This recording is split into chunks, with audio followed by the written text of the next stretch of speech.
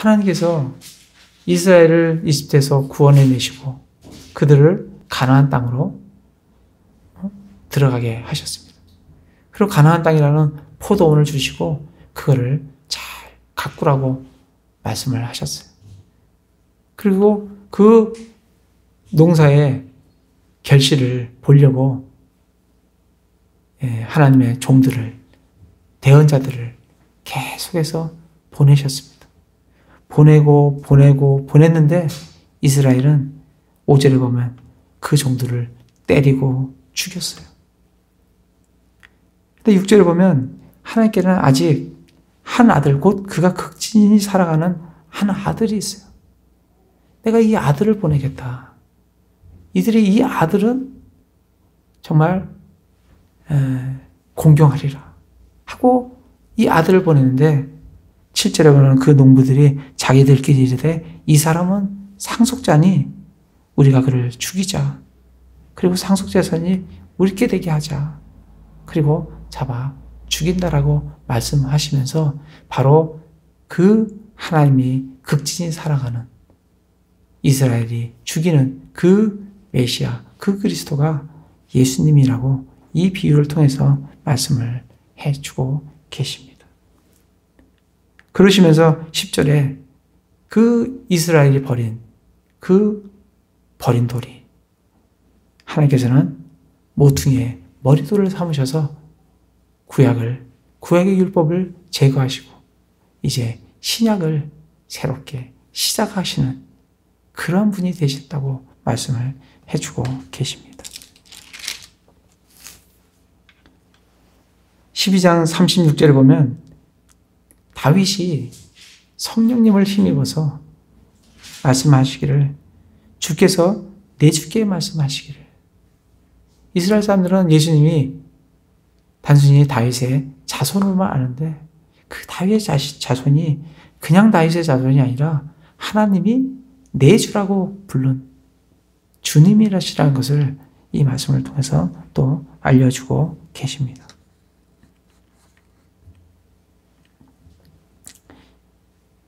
13장에서 정말 예수님은 성전의 멸망을 예고하시고 그리고 세상 끝에 대환란을 당하게 될 것이라고 말씀을 하시면서 26절에 그때에 이 사람의 아들이 큰 권능과 영광을 가지고 구름 속에서 오는 것을 너희가 보게 될 거라고 재림을 하게 될 거라고 말씀을 해주고 계십니다. 14장에 이제 이틀이 지나면 예수님이 돌아가세요. 근데 바로 하루 전날 12절에 보면 누룩이 없는 빵을 먹는 첫날 그들이 유월절 어린 양을 잡는 날에 이 14장 12절에 예수님의 제자들은 유월절을 어떻게 예비할까요? 하면서 유월절 예비를 합니다. 그러나 하나님께서는 그 예표로 된 유월절 어린 양을 예배하는 것이 아니라 실제로 참 유월절 어린 양을 예비를 하시는 것을 볼 수가 있습니다. 그래서 22절에 예수님께서는 제자들에게 빵을 집으면서 이것이 내 몸이다.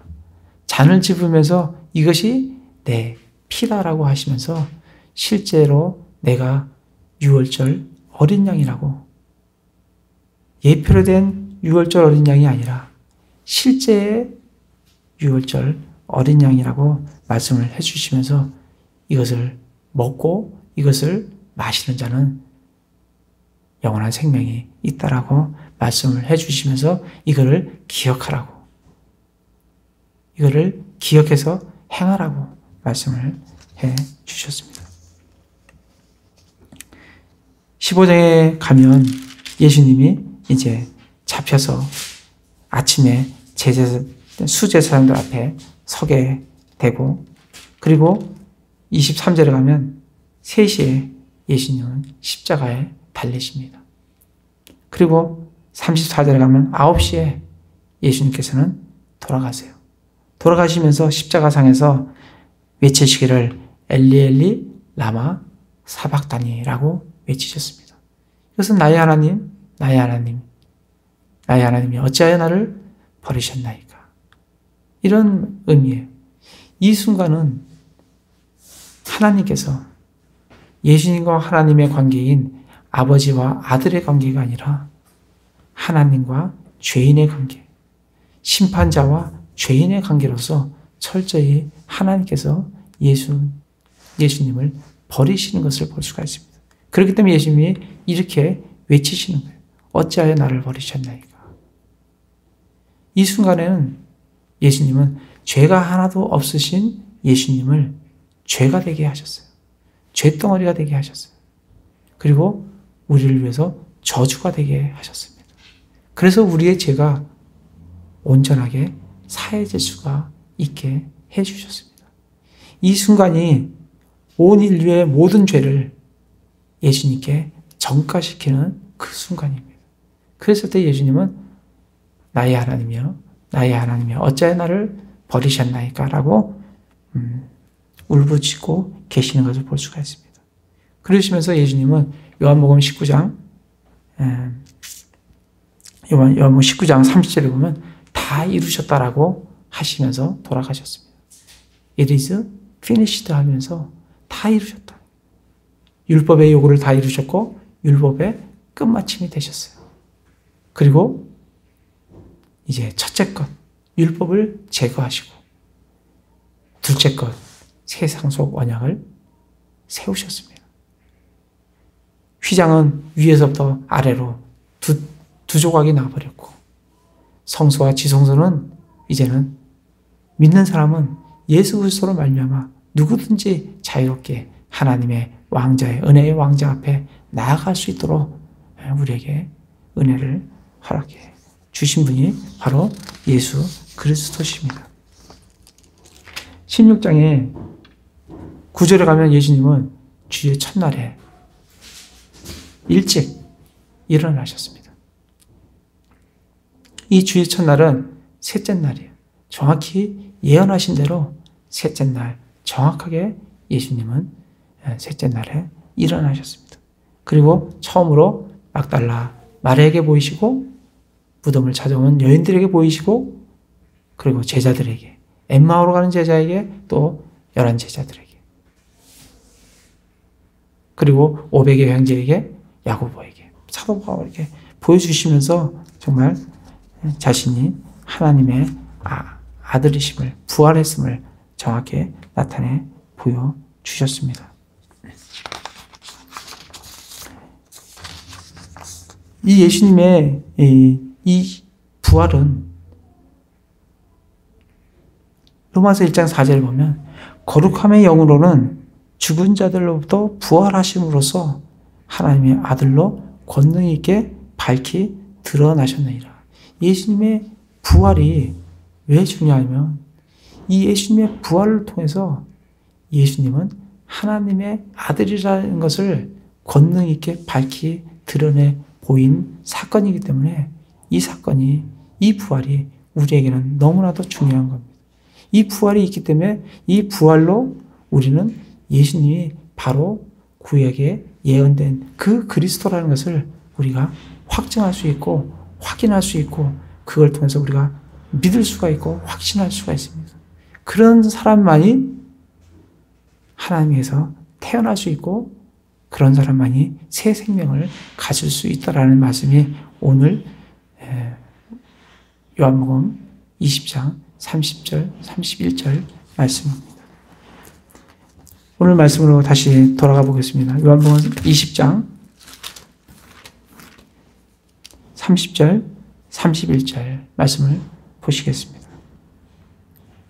30절에 진실로 예수님께서 자기 제자들 앞에서 이 책에 기록되지 않은 다른 표적들로 많이 행하셨으나 우리가 마가복음을 지금 보면서 정말 예수님께서 어떻게 행하셨는가를 우리가 살펴보았습니다.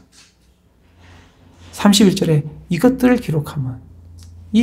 기록함은 예수님께서 하나님의 아들 그리스도이심을 너희가 믿게 하려 함이요. 우리가 예수님이 어떤 분이신가를 지금 간략하게 살펴봤습니다. 이걸 통해서 우리가 알 수 있는 것은 그 예수님이 바로 하나님의 아들 그리스도라는 것을 우리가 확인하고 확증하고 확신할 수 있어야 됩니다. 그렇게 될 때 우리는 예수님을 통해서 생명을 얻을 수 있다라고 말씀을 해주고 계십니다. 요한일서 5장 1절을 보고 마치도록 하겠습니다. 요한일서 5장 1절에 보면 누구든지 예수님께서 그리스도이심을 믿는 자는 하나님에게서 태어났습니다. 누가 하나님에게서 태어나냐면 예수님이 그리스도이심을 믿는 자가 하나님에게서 태어나는 자입니다. 그래서 우리는 성경 말씀을 통해서 예수님이 어떤 분이신가를 확인하고 확신하고 확증해야 됩니다. 그럴 때 그 믿음이 우리를 하나님에게서 태어나게 합니다. 예수님이 하나님의 아들이시오 그리스도라는 것을 믿는 그 믿음이 우리에게 새 생명을 주고 우리에게 하나님의 자녀로 태어나게 해 주신다라고 말씀을 해 주십니다. 이것이 복음의 핵심이라고 말씀을 해주고 계십니다. 그래서 정말 형제자매들 이 말씀을 잘 듣고 이 말씀으로 정말 예수님이 그 그리스도시요 하나님의 아들인 것을 확증하고 확신하며 그리고 새 생명을 가지고 또 그 안에서 정말 성장하며 열매 맺는 그런 삶을 통해서 하나님께 영광이 되는 그런 삶을 사시기를 기도를 드립니다. 예, 제가 기도하겠습니다.